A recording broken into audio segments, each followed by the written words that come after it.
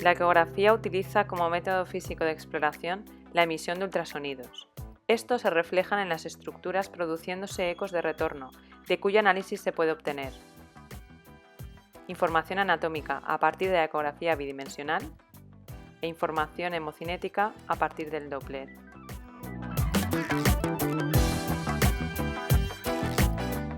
Un sonido es una onda mecánica que necesita un medio a través del cual propagarse.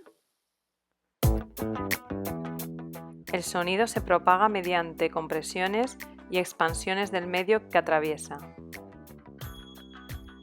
Los sonidos se representan gráficamente como variaciones locales de presión acústica por tiempo.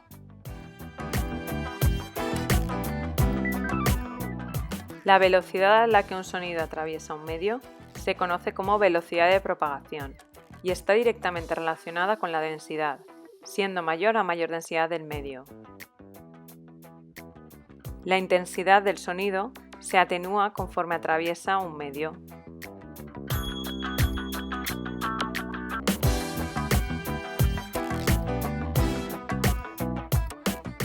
La atenuación es mayor cuanto mayor es la frecuencia de la onda acústica.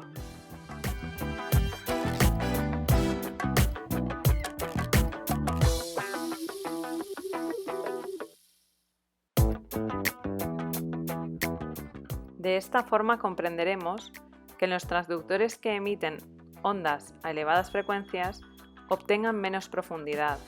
Se utilizan, por ejemplo, para la canalización de vasos o para la punción de plexos.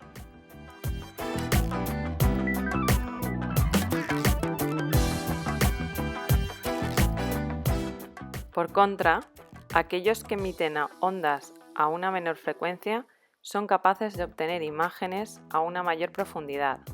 Son las que utilizamos en exploraciones abdominales y en ecocardiografía.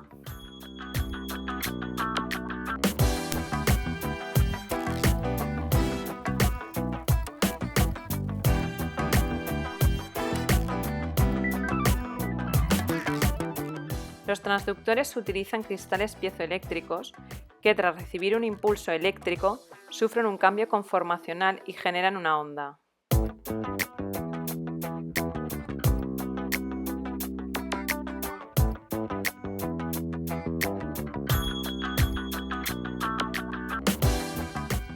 Las ondas generadas presentan una frecuencia superior a 20.000 Hz por encima del umbral del oído humano, generando así ultrasonidos. Cuando la onda choca con una superficie, el sonido se refleja en forma de eco de retorno. Al impactar con el cristal, este sufre un nuevo cambio conformacional que el transductor transforma en un nuevo impulso eléctrico que veremos reflejado como un punto en una pantalla.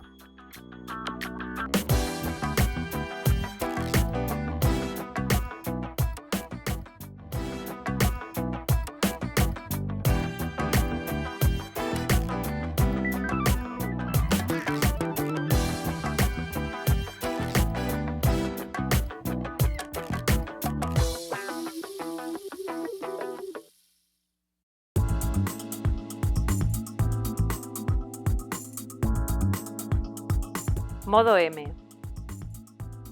Es la primera modalidad introducida a finales de la década de los 70. Sirve para valorar las características de movilidad de las estructuras en movimiento. Consiste en la emisión de un haz de ultrasonidos único que atraviesa las distintas estructuras generando ecos reflejados, de forma que su movimiento en el espacio se transcribe en una pantalla de forma continua. Tomando como ejemplo el movimiento del corazón, durante la diástole, el haz de ultrasonidos atraviesa las estructuras que generan ecos de retorno y que quedan dibujados en una gráfica punto a punto. En la sístole ocurre lo mismo, pero esta vez las estructuras se han desplazado, desplazando así los puntos que quedan más juntos. Durante la diástole, vemos cómo de nuevo se atraviesan las estructuras cardíacas. Pericardio, la pared libre del ventrículo derecho, el septo interventricular y la pared posterior del ventrículo izquierdo, que se repite durante la sístole. Con el tiempo observaremos cómo el desplazamiento de los puntos queda reflejado en la gráfica, pudiendo distinguir la sístole de la diástole.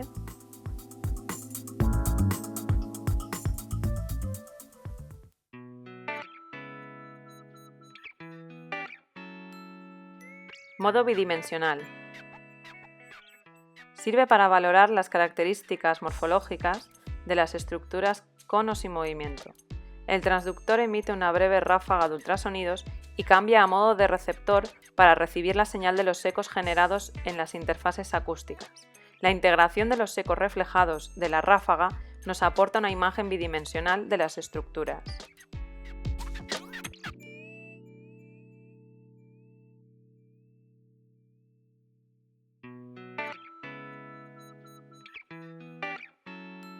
Una marca en el transductor y en la pantalla indican el inicio del barrido para así orientarse en el espacio.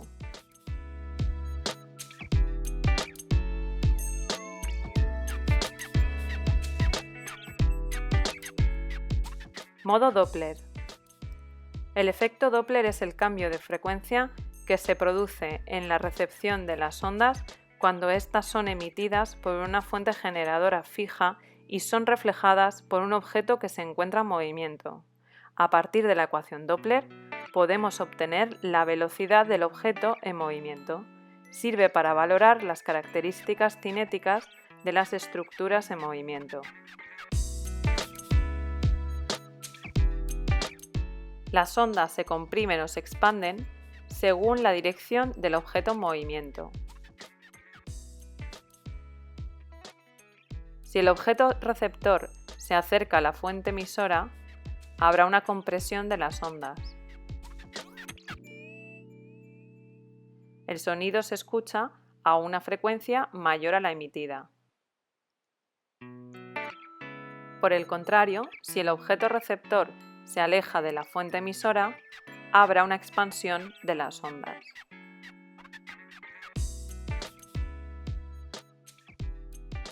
El sonido se escucha a una frecuencia menor a la emitida.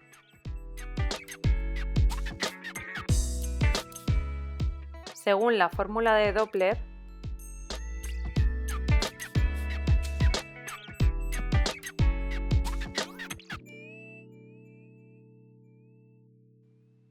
conociendo la frecuencia emisora y la frecuencia receptora, podemos obtener la velocidad del objeto en movimiento.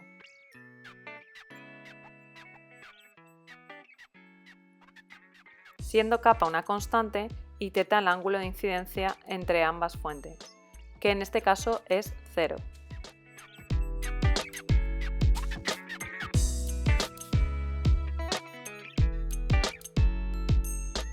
Haciendo memoria, el coseno de 90 grados es 0. Si introducimos el ángulo en la fórmula para conocer la velocidad del receptor, no la podemos obtener,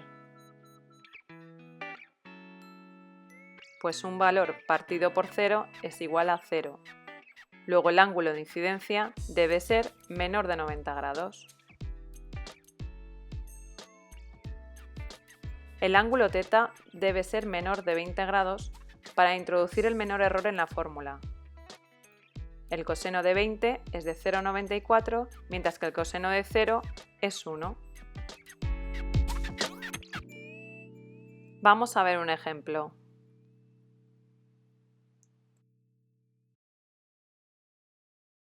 Observa la dirección de los hematíes y la del haz de ultrasonidos.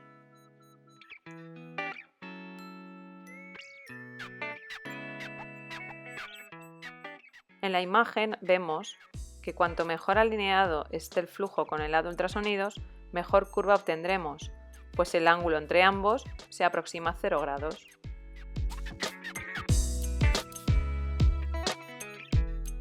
El Doppler nos va a permitir conocer la velocidad y la dirección del flujo sanguíneo en el corazón y en los vasos, usando el efecto Doppler.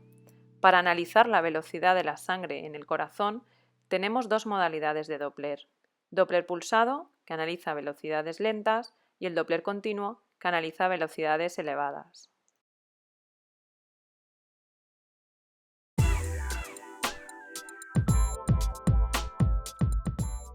En el Doppler pulsado, el transductor utiliza un cristal único que emite ultrasonidos de una manera periódica y actúa como receptor durante los tiempos de no emisión. Es un método selectivo en profundidad que permite analizar las características del flujo sanguíneo en un pequeño volumen de muestra situado en el punto deseado.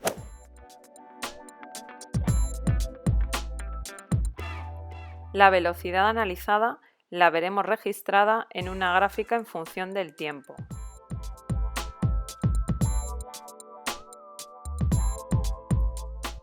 Cuando el flujo se acerca al transductor, la velocidad se registra como una deflexión positiva.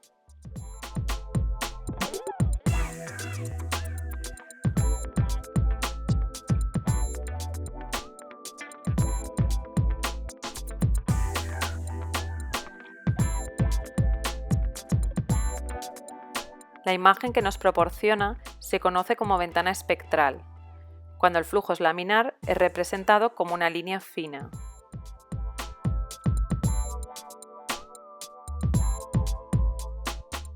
Cuando el flujo se aleja del transductor, la velocidad de la sangre se registra como una deflexión negativa.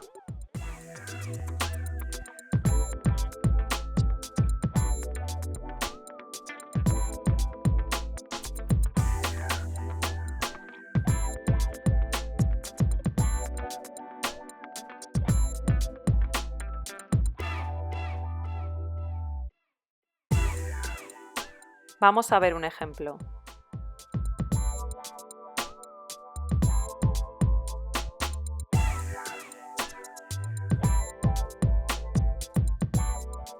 En esta imagen vemos el callado aórtico. Medimos la velocidad de la sangre en la porción descendente donde la sangre se aleja del transductor y por tanto la deflexión será negativa.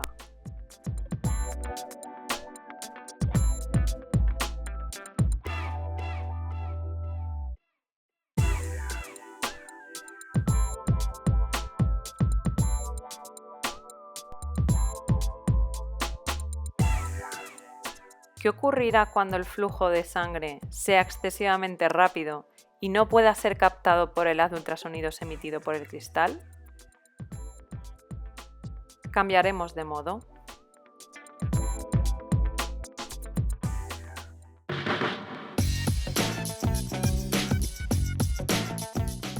En el Doppler continuo, el transductor necesitará utilizar dos cristales, uno que emita ultrasonidos de forma continua y otro que actúe como receptor durante todo el tiempo, para así captar los flujos más rápidos. Las ondas reflejadas corresponden a todos los cambios de frecuencia de los hematíes que pasan a lo largo del haz.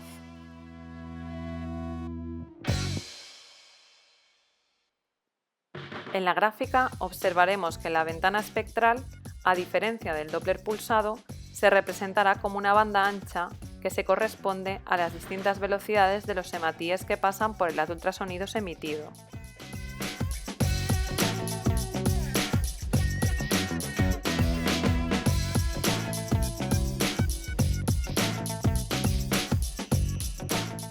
Al igual que en el Doppler pulsado, en función de que se acerque o se aleje el flujo del transductor, la velocidad se registrará como una deflexión positiva o negativa respectivamente. Como se observa en la gráfica, podemos registrar velocidades más altas. La limitación es que no podemos definir la velocidad del flujo en un punto exacto, sino que obtenemos la velocidad de todos los hematíes que pasan por el haz en un mismo momento.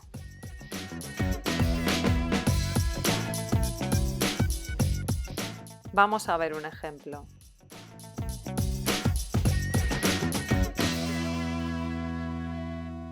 La sangre normalmente fluye a una velocidad menor de 2 metros por segundo. ¿En qué momento se acelera?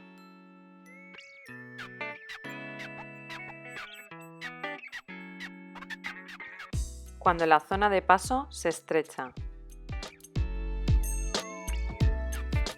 En el siguiente plano apical de 5 cámaras, ponemos el volumen de muestra en el tracto de salida del ventrículo izquierdo. En el modo Doppler pulsado, al alejarse la sangre del transductor, observamos una deflexión negativa a una velocidad máxima de 1,5 metros por segundo.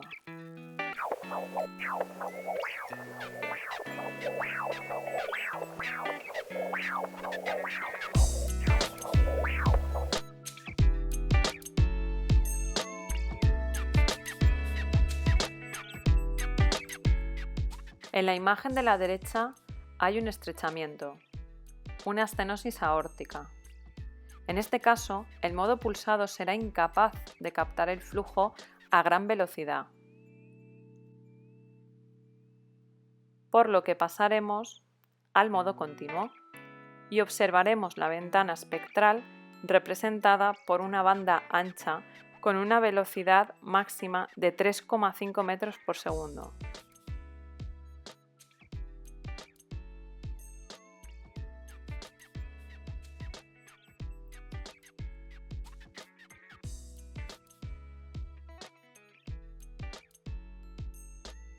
Como podéis observar, las curvas y las velocidades son diferentes.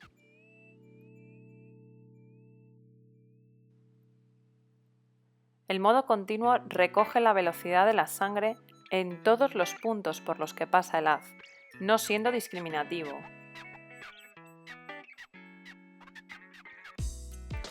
Pero sabemos que el único punto en el que la velocidad podría estar elevada es en la válvula, a causa de una estenosis, en este caso. Por tanto, por descarte, podemos deducir dónde se encuentra el punto de máxima velocidad.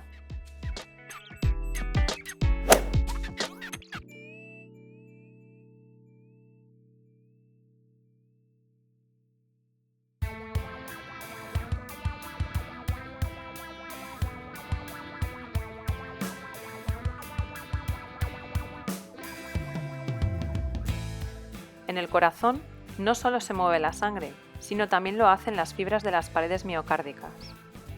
El Doppler nos permitirá analizar las características de su movimiento. Lo hacen a una velocidad mucho más lenta y por ello necesitan un modo de Doppler especial, el Doppler tisular. Como se trata de velocidades lentas, es un tipo de Doppler pulsado.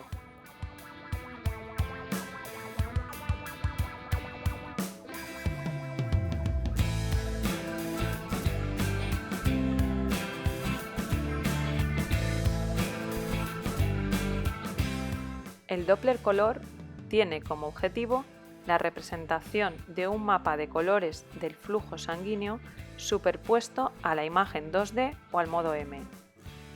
Es la herramienta más intuitiva para visualizar flujos. Se trata de un método cualitativo, pero no cuantitativo. Es un método complementario al Doppler espectral. Representa las velocidades de los flujos mediante una codificación de colores, aportándonos información acerca de la magnitud, dirección y sentido del flujo. El Doppler color es una forma de Doppler pulsado, con las limitaciones propias de este, en el que se analizan varios volúmenes de muestra en cada línea y en múltiples líneas. En cada volumen de muestra se analiza la velocidad media del flujo y se le asigna un color.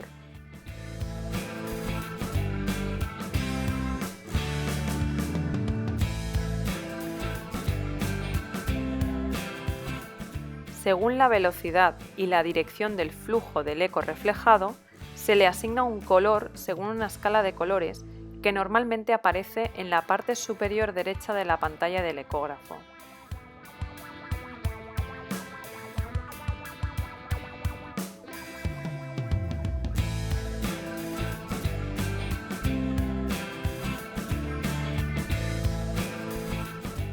Observa la dirección de la sangre en la siguiente imagen.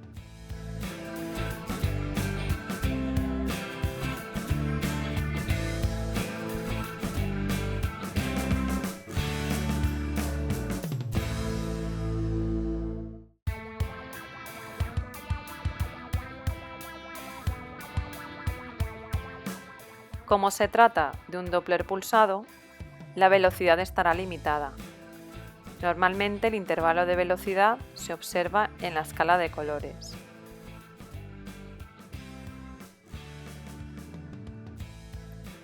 Al límite de velocidad máxima que se puede alcanzar se le conoce como límite de Nyquist.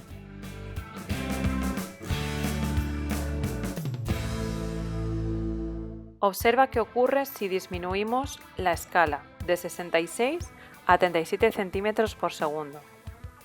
Al disminuir la velocidad máxima medible, el límite de Nyquist, como la sangre va más rápida de lo que se puede medir, no se puede registrar y aparece una banda blanca cambiando el color sin haber cambiado la dirección.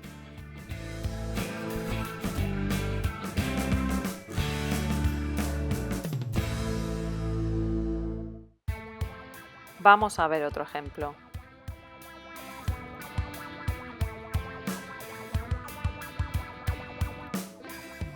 Cuando hay una insuficiencia valvular, el flujo retrocede a gran velocidad a través de un pequeño orificio, haciéndose turbulento. Se sobrepasa exageradamente el límite de Nyquist y lo que vemos es un mosaico con una mezcla de velocidades.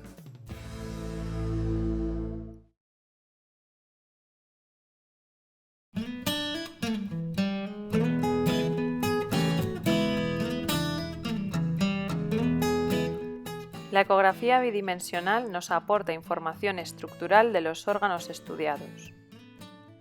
El Doppler nos permitirá analizar la velocidad y las características del movimiento tanto de la sangre como de los tejidos, en función de la modalidad utilizada. Para obtener una adecuada información de la velocidad de la sangre o de los tejidos, el ángulo de incidencia entre la sonda y la dirección del objeto en movimiento debe ser lo más próxima a cero.